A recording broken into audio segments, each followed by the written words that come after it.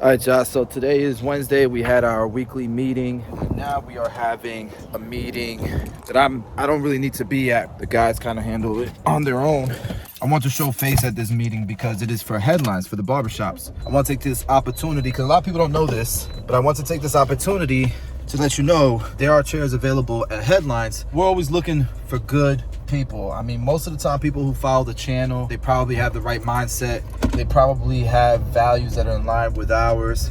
We've had, especially lately, we've had a lot of people move from out of town to come work at Headlines, and it's been working out pretty well. We have been putting forth a lot of effort to get the shops busier as a team, and we are looking for help.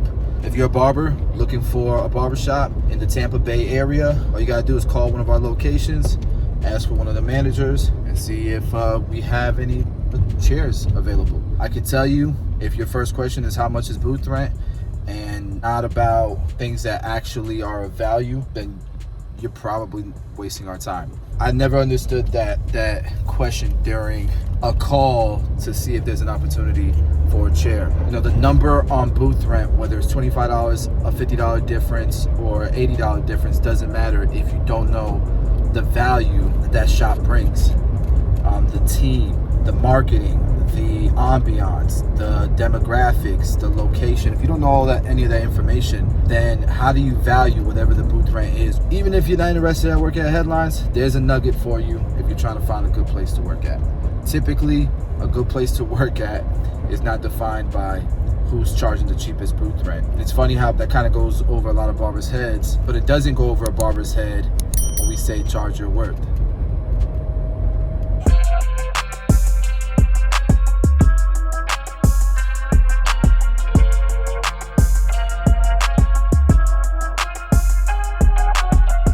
This is where the meeting's at. Hopefully there's no distractions. Look at the guys. All right, guys, my boy over at Ghost Fit Clothing has just sent me a new hoodie. I already know it's gonna be heat, but I want to show it to you guys. Stuff always comes in this nice sleeve. I'm sure this sleeve looks familiar because we actually did a collaboration a little while ago with Ghost Fit Clothing, and we plan on doing it again. If y'all got that merch, you already know the quality is crazy. So let's see what this looking like. Yeah, this is a hoodie right here. This is what we need, bro. 245 logo. This is clean. The inside, 5% donated to mental health. The cuts are crazy. The stitching, all that is very, very nice. Yeah, look at the drip. When I tell y'all, it is probably the warmest hoodie I've had on. It's crazy. Amazing quality. Ghost Fit.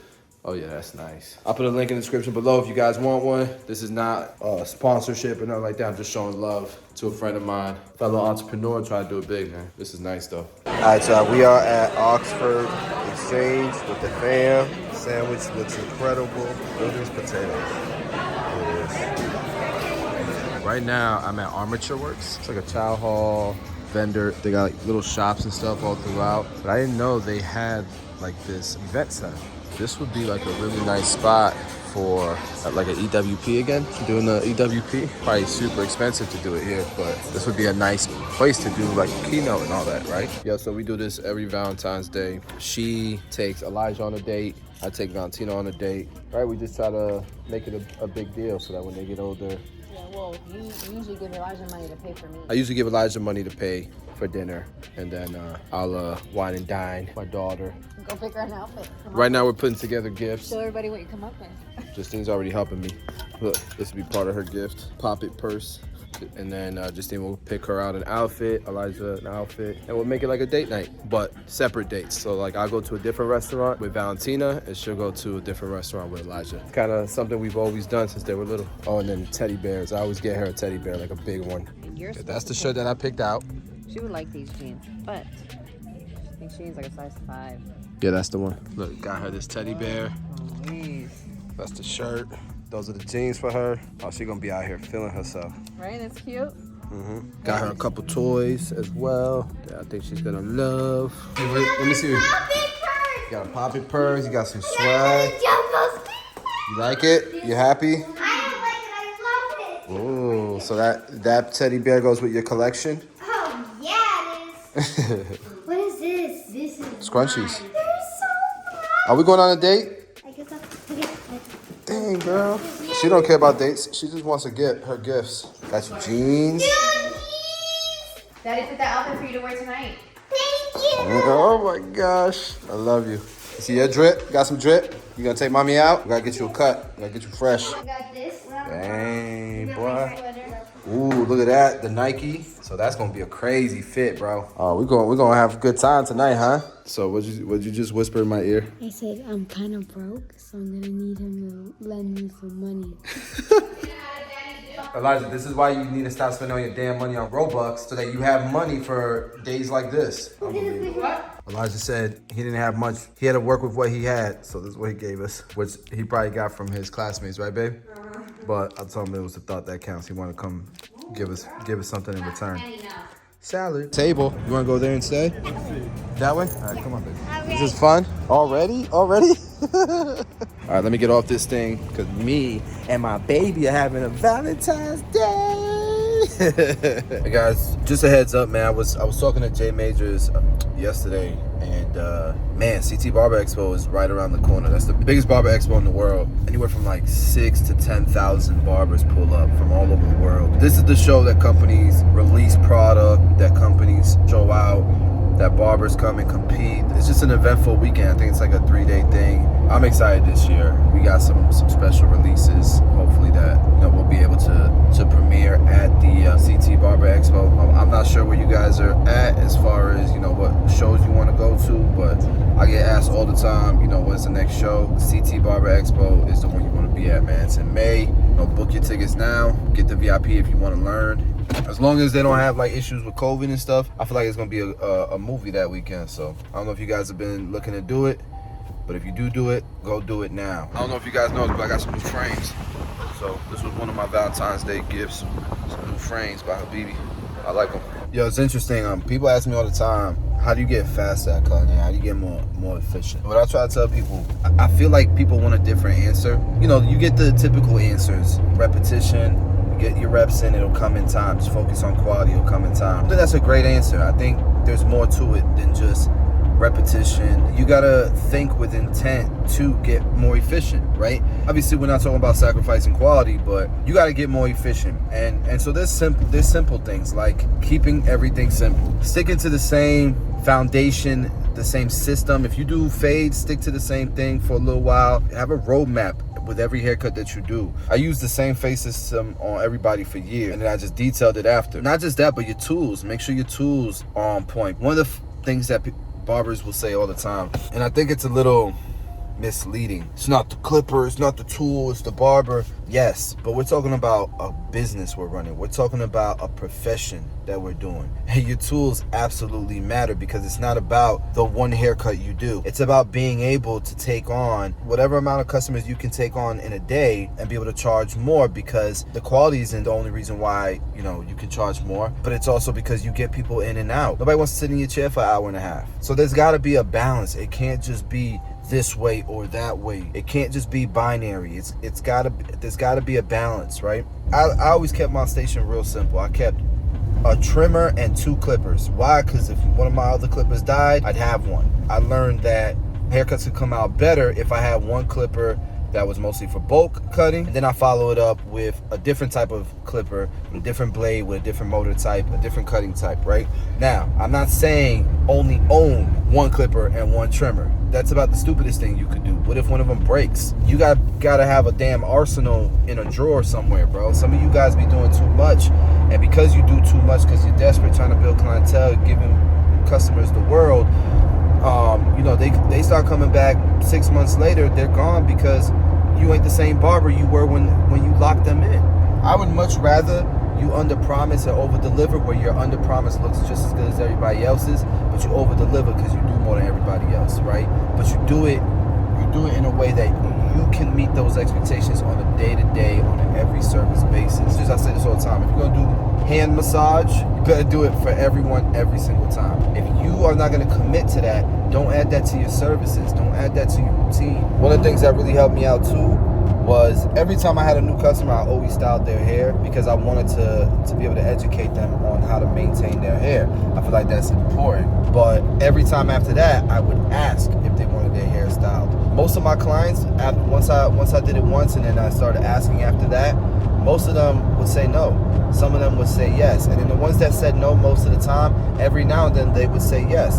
So why would I style their hair every single time? One of the reasons why we created the 245 powered map the way we created it, the reason why is because I wanted like slots, I wanted more organization, not just a charging pad. And what I noticed is that if I committed to always putting my clipper back exactly where I grabbed it from, or my shears exactly where I grabbed it from, if I committed to that, and there was some structure in place, there was some slots that made it easy for me to determine and define where that clipper belongs. If I committed to it, for the most part, you're just naturally going to be much faster in your haircuts. And all these little details add up, guys. They all add up. My mornings, man, I would put on motivational videos in the shop or in my headphones in the morning. Show up a little bit early, give myself time to think, to grab my energy drink or my coffee.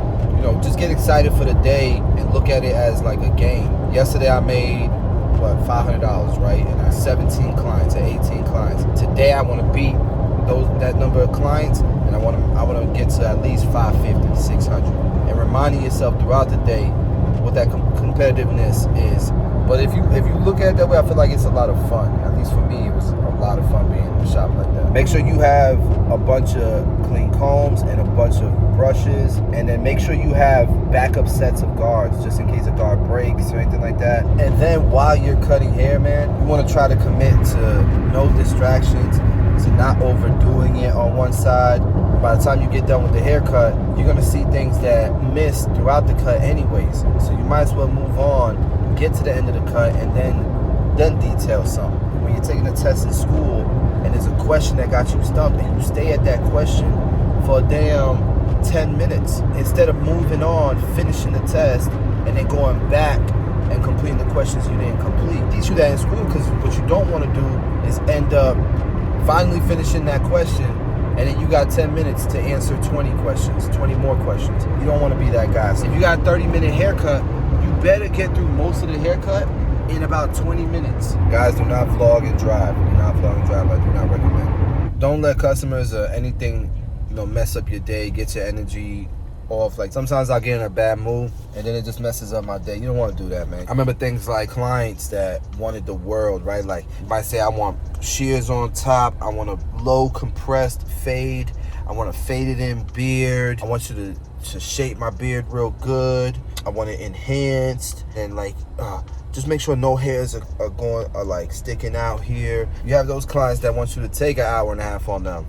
That's fine. If you ever feel like a haircut's not worth it to you, your prices are probably too low on that hair. You got to price things that make it worth it to you. It's either that or you have to put things in perspective. But for every one of those clients, you got about 2 of them that are easy peasies. They should balance each other out. Don't get stressed because you fall behind on a particular client because they be asking for so much. Just look at your schedule and see what your next few haircuts are. And what I would do is I would be able to identify what the next few haircuts are and know where I'm going to be able to catch up. And then I would just contact each of my clients and let them know, hey, I'm running a little bit behind. That's going to make you a more efficient barber because it only takes a couple minutes, right? But in the long run, in the long term, training your clients to do the same for you. You got to identify the things that give instant results and the things that give you results over time, because they add up over time, right? Lighting, make sure lighting is really good. Invest in some lighting, man. Invest in lighting. The positioning of my station, one of the things you want to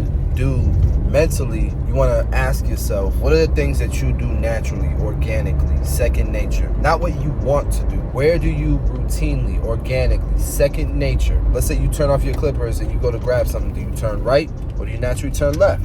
Do you naturally stand on this side of your clients or this side of your clients? And then build around that. What you will do is amplify the power of second nature. You'll multiply the efficiency that second nature creates. And you want to empower second nature because that's the most efficient way you can operate. And I think the final tip I got right now, leverage technology and other people. In the shop, man, Do your best at any time that you have any free time to do something for your peers, for your coworkers. Use booking apps. Let people book through your booking apps. No, in the beginning, I get it. You're trying to build clientele, so you're doing anything to cater to them to get them to book you. You want less friction when you're trying to gain clientele. I get it. But at some point, you're gonna have to start training. It's like a funnel. You bring them in by any means necessary when it comes to, you know, booking. If they call you, book them. If they text you, book them, right? Like, you got plenty of time for that. But at some point, you got to funnel, like, you have to have an onboarding process. That's what most businesses would do,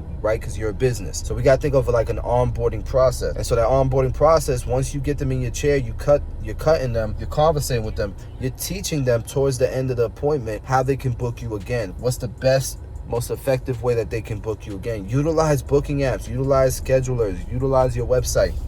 Oh, and here's a sleeper tip. When I bought some good shears, it made me more efficient. When I bought some good shears, some good blending shears and some good cutting shears, made me so much more efficient, made me so much more confident, so much more comfortable when I'm cutting hair. I get it, it's not the tools, but I used to use whatever shears and not be able to utilize some of these techniques like slice cutting and stuff like that. Or, you know, between my comb and my shear, just kind of struggle taking sections and cutting the shape of the haircut that I want. Here's another one, your checkout process, how you check people out. I use Square forever. It really sucks cutting people's hair and then having to check them out. You know, your next client is waiting or whatever. It's really, really nice when you can go straight to saying bye, thank you. They go up to a POS system that's right on your station. Square offers it as well. I see some of the guys do this all the time. And people, they already know how to do it.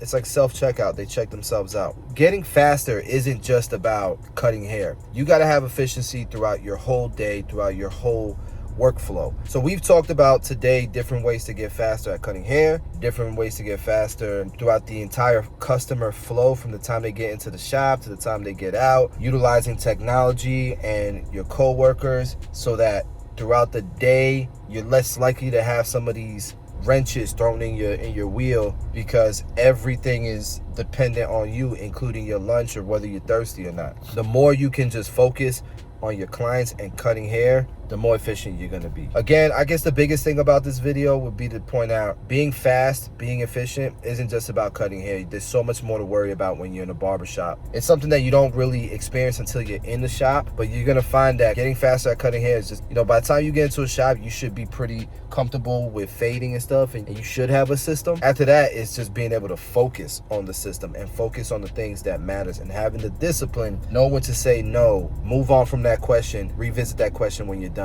We got too much product, man. We gotta sell something. Hold on, let me sell y'all something real quick. We've switched it up a little bit. Whoa, way more space. It looks different in here. Oh, look at the new packaging for the skeleton power clips. This is what I want to sell y'all though. Where's it at? All right, so if you didn't know, Babeless batteries are back in stock. They back in stock. So get you a Babeless battery. And if you didn't know, we also have, these are the stands for the shave gel bottles.